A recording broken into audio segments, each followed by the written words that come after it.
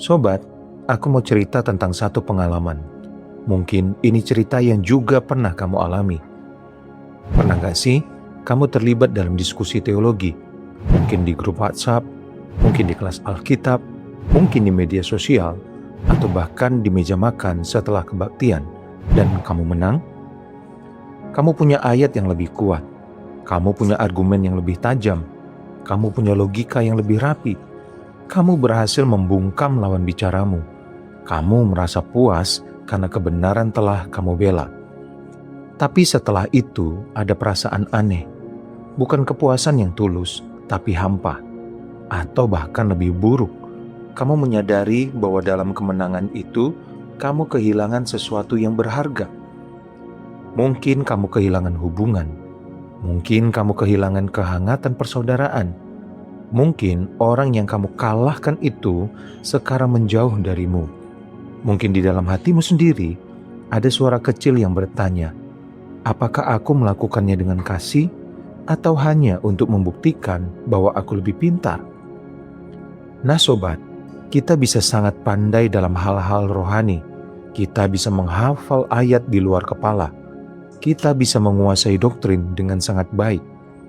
Kita bisa memenangkan setiap debat teologi, tapi di balik semua itu, ada bahaya yang sangat halus. Pengetahuan kita bisa menjadi tempat persembunyian ego. Kamu bisa menang secara intelektual, tapi kalah secara rohani. Oleh karena itu hari ini, aku mau mengajak kamu belajar dari satu ayat yang sangat terkenal, tapi sering kita lupakan. 1 Korintus 8 ayat 1.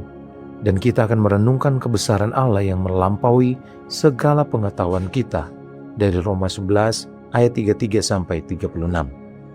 Yuk kita mulai perlahan-lahan dari hati ke hati.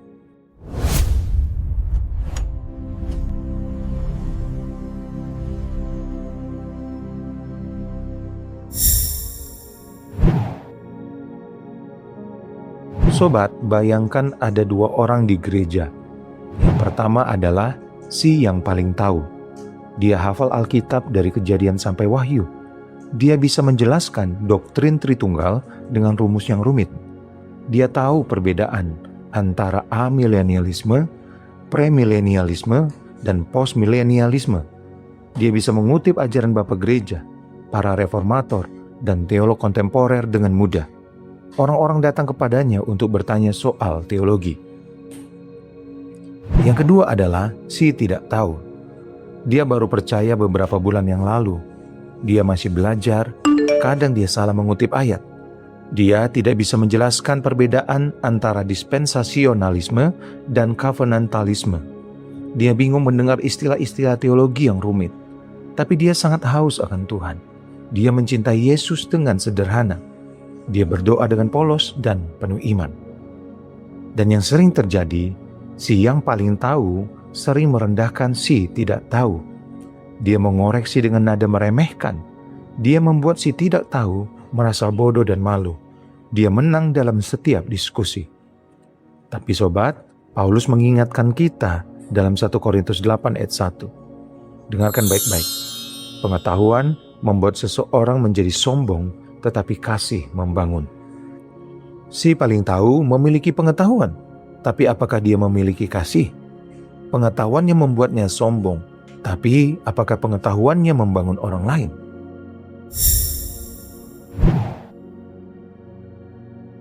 Sobat, mari kita bedah sedikit demi sedikit kata-kata Paulus di sini. Kata Yunani untuk pengetahuan di ayat ini adalah gnosis, dan kata untuk membangun adalah oikodomeo, yang berarti mendirikan rumah atau membangun gedung. Kata yang sama digunakan untuk pembangunan tubuh Kristus. Jadi Paulus sedang berkata, pengetahuan bisa membuatmu sombong. Kata Yunani, pisio, yang berarti menggembungkan atau meniup seperti balon. Pengetahuan menggembungkan egomu, tapi kasih membangun. Ia mendirikan, mengokohkan, menguatkan. Bayangkan sobat, ada dua pekerja di sebuah lokasi konstruksi. Yang satu datang dengan palu besar dan menghancurkan dinding. Yang lain datang dengan batu bata dan semen, lalu membangun tembok yang kokoh. Siapa yang lebih berguna? Tentu yang membangun. Pengetahuan tanpa kasih seperti pekerja yang menghancurkan itu. Dia bisa benar secara teologis, tapi dia melukai orang lain. Dia bisa menang dalam debat, tapi dia kehilangan persaudaraan. Dia mungkin benar tentang doktrin, tapi salah tentang kasih. Sobat, mari kita tanya diri kita sendiri dengan jujur. Apakah pengetahuanku membuatku lebih rendah hati atau lebih sombong? Apakah pengetahuanku membangun orang lain atau meruntuhkan mereka? Apakah orang-orang di sekitarku merasa dikasihi saat berbicara denganku atau merasa dihakimi dan direndahkan?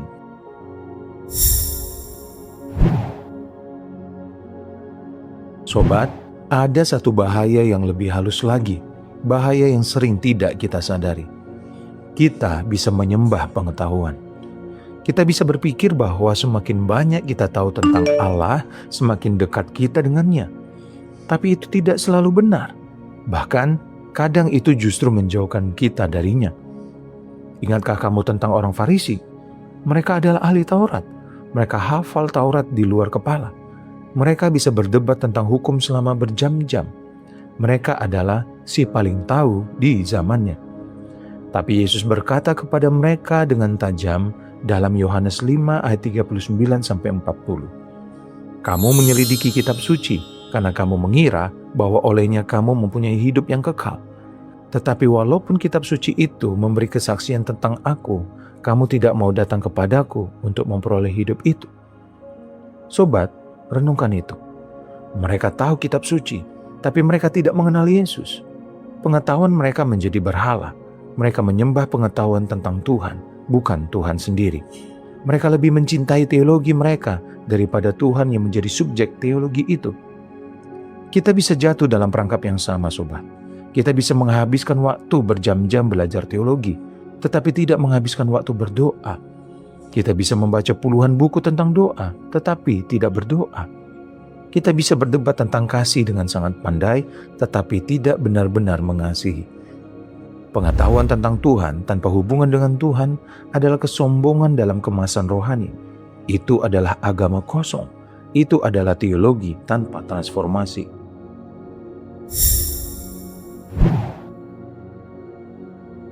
Oke sobat, sekarang kita sampai pada bagian yang paling indah.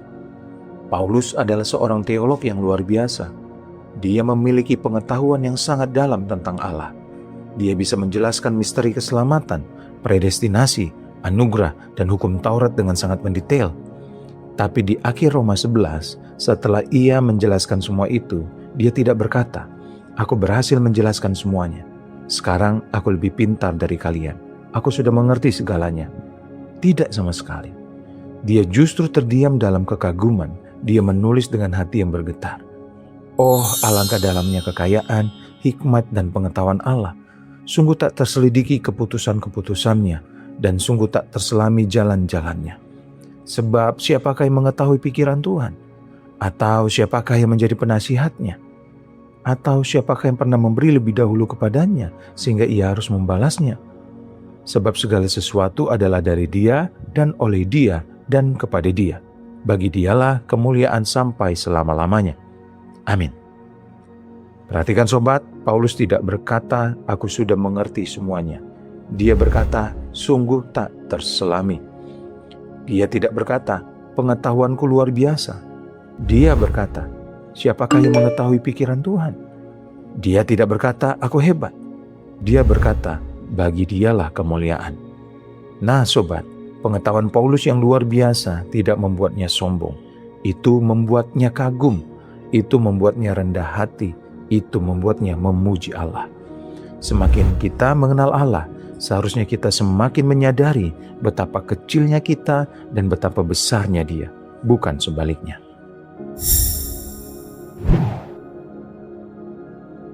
Sekarang sobat, aku mau mengajakmu berhenti sejenak. Silakan tarik nafas dalam-dalam.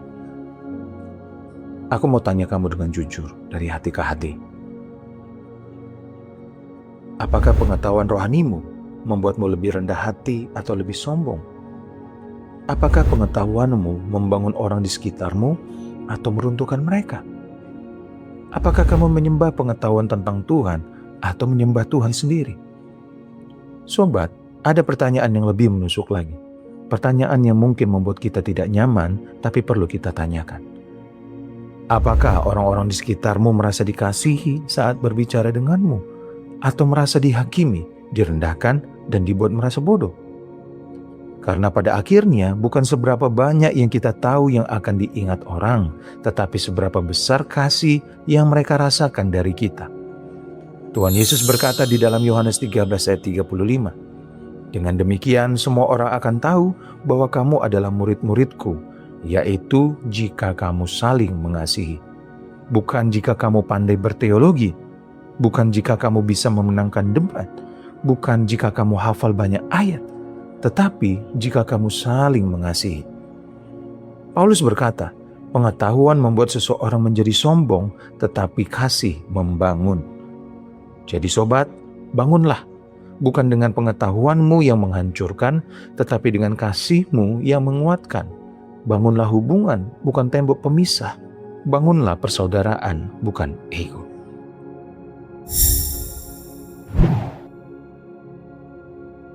Sobat terkasih, aku ingin mengakhiri obrolan kita hari ini dengan satu undangan. Bukan undangan yang memberatkan, tapi undangan yang membebaskan. Undangan untuk merendahkan hati di hadapan Allah yang Maha Tahu. Tidak apa-apa jika kita tidak tahu segalanya. Tidak apa-apa jika kita tidak bisa menjawab semua pertanyaan teologi. Tidak apa-apa jika ada orang lain yang lebih pintar dari kita.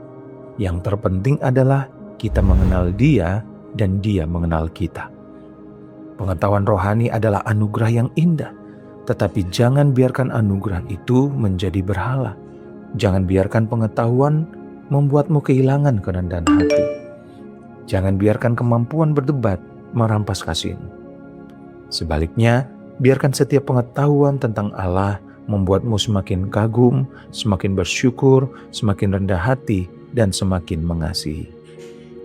Sobat, mungkin hari ini kamu dipanggil untuk belajar lebih banyak tentang Allah. Tapi ingat, kamu juga dipanggil untuk mengasihi lebih banyak. Aku mendoakan, semoga pengetahuanmu tentang Allah tidak membuatmu sombong, tetapi membuatmu semakin rendah hati dan penuh kasih. Semoga setiap kata yang keluar dari mulutmu membangun bukan meruntuhkan. Terima kasih sudah mendengarkan. Kalau ini menggugahmu, bagikan kepada sobatmu yang lain, terutama yang mungkin perlu diingatkan dengan lembut. Sampai jumpa di video Pintu Berkat berikutnya. Tuhan Yesus memberkatimu dan keluarga. Dibebaskan oleh firman, dikuatkan oleh kebenaran.